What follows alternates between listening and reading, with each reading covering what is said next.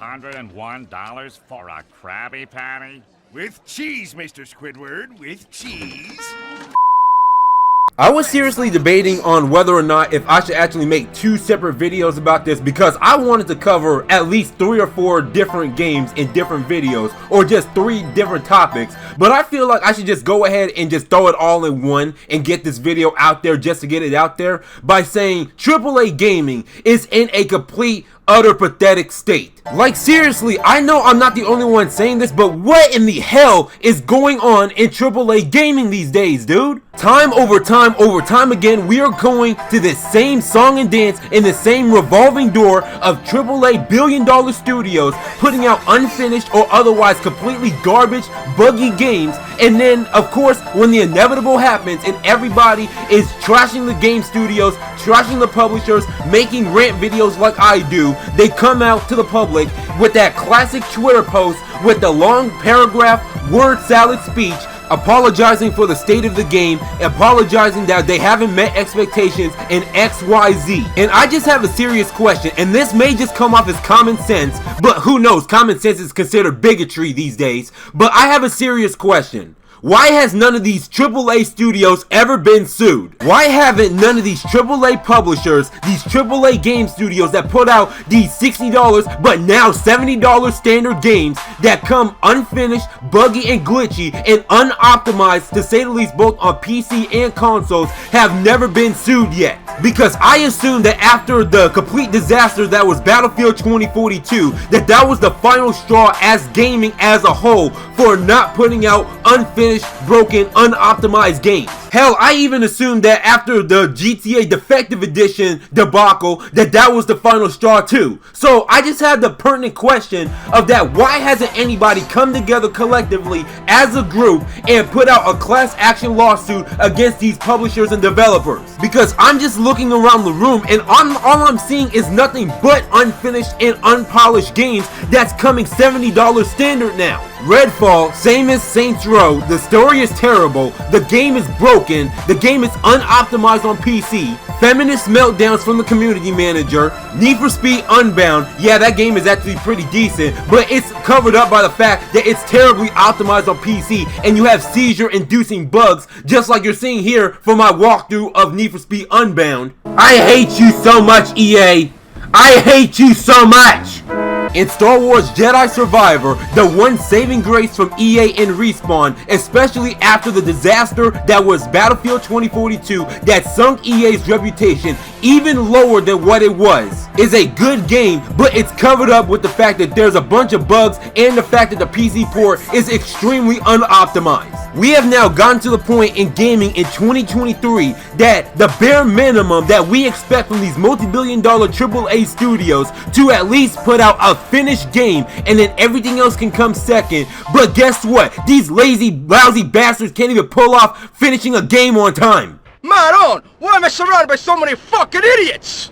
Oh, I don't know. Birds of a feather. And don't get me wrong, there has been some really good AAA games that came out. For example, Elden Ring, Hogwarts Legacy. Hell, I'm getting 3 Yakuza games between now and until the end of 2024. I'm set to go for the next year or two when them 2 other Yakuza games come out. But at what point as a gaming community as a whole can we just collectively come together and just demand, not ask, but demand that we get full finished games at the launch of the game after paying them $60, $70? Because I'm pretty sure I'm not the smartest at game design or whatnot, but y'all can at least put aside 20 minutes to 2 hours to at least optimize your games before you release them. And if you can't, just delay it. It's not that hard. And for me, it's really the excuses that these people that pay $70 for these games and even pre-order them, it's the excuses that really gets me. The first argument is the classic, don't be mean to the devs, they're the ones that's making the game, blame the publisher. And the other one that I always like to hear, like they could put out a day 1 patch like a week or 2 later that can fix all the issues, but that's not the point that I'm trying to make. You stupid. From my understanding, the devs are the ones that's passionate about the game. They're the ones busting their ass,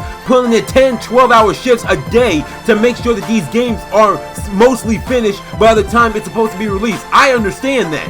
But at what point do we start blaming the developers for not growing a pair of balls, for not walking out the damn studio, for not going and forming a union and going on strike against these publishers until they actually come up with some demands and come up to a mutual agreement so they can get their games finished on time for the customers that paid money for these games? Because to my understanding, the publishers aren't the one making these games. It's the developers' job. So without the developers, the publishers won't even have a game to put out anyway. Because I guarantee you, if I was in charge of one of these gaming studios and the publishers is demanding us to put out an unfinished game, I would just have all my employees just not come into work and just form a union and go on strike. I would love to see EA, Ubisoft, or Activision try to put out an unfinished game, put out a game without the developers' help. Oh, I would love to see that. I will be there front row and center with popcorn and a lawn chair. I would love to see that happen. Oh shit! Which segues into the next part of my video that I was actually going to make a separate video on, but screw it. Not only do these AAA game studios and these AAA publishers have the audacity to put out $70 games that's unfinished and unoptimized, but they also have the audacity to shove nothing but advertisements for their shitty stores and cosmetics and microtransactions down your throats every single time you log in. I noticed this because I was playing Call of Duty Modern Warfare 2 the other day, and no, for anybody that's about to start firing off at me in the comment section, I did not pay full price for this game, and no, I didn't get it on sale either. I paid $30 for a Steam account that just so happened to have Modern Warfare 2 on it. But as I'm going to get footage for this game, as for my background commentaries and everything, every single time I log in, there's always, for whatever which reason in Modern Warfare 2, is an advertisement for the latest skin bundle in their damn store. Every single goddamn time I log in to play this game, there's always, for whatever which reason, an advertisement for the store for the latest skin bundle, or if not, that new garbage Black Sale $30 battle pass on top of the $10 battle pass they keep advertising and shoving down my throat every single time I want to play Call of Duty. And I know that I have been out of the loop on Call of Duty for like the past 3 or 4 years, but at what point did we get to Call of Duty as to where we can't even earn the good cosmetics in the games anymore? Well, goddamn, Derek, I knew I was a little old to be a Call of Duty fan, but this shit's ridiculous. And the biggest question that I have is, who is out here paying $30 a bundle for these cosmetic packs? I just don't get it. Because why would I sit here and come up to the conclusion, or much less come up to the thought of buying a $30 bundle pack that screams to everybody in the lobby that I'm an idiot that not only probably paid $70 full price for this game, but also wasted $30 more on the bundle pack and gave Activision more of my money. I was binge watching It's a Gundam's videos recently, and he said in his Battlefield 2042 rant video that basically it's a game designed to sell skins, and it cannot be any more truer with Battlefield and Call of Duty at the same time. It's just basically a game designed to sell us skins. That's what they want. They want a battle royale, and late to the party too. Like, really, Battlefield? Remember the last battle royale you did in Battlefield 5 that no one gave a shit about?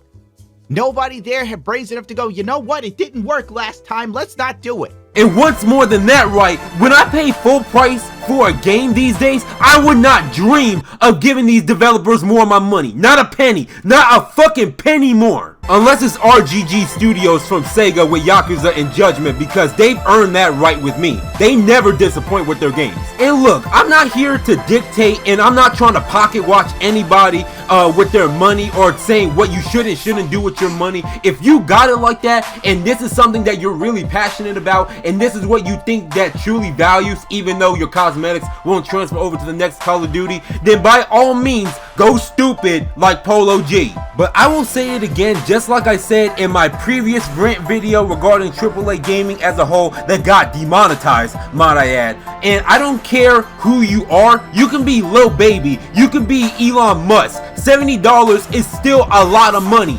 especially in today's economy. And the AAA landscape when it comes to serving to the player base is just utter terrible. They don't tell us anything. They're not even being truthful to us and can't even be expected to finish a game on time. Just like with Cyberpunk, and CD Projekt Red said that Cyberpunk 2077 was reportedly running fine on last gen hardware, just goes to show you can't trust a fucking thing these developers say to you, especially when they put out statements like this apologizing for the state of the game, because they just utterly lie to your face. And it's like, what are you lying to me for? And despite everything that I'm saying right now in this video, is that it's just gonna fall on deaf ears anyways, because not only will you have idiots out there that will just still pre-order games with regardless of what the reputation of that publisher is, what they've gone through before, and know full and goddamn well that the game will be unfinished at launch, but then again, they don't care. And you're gonna have these game publishers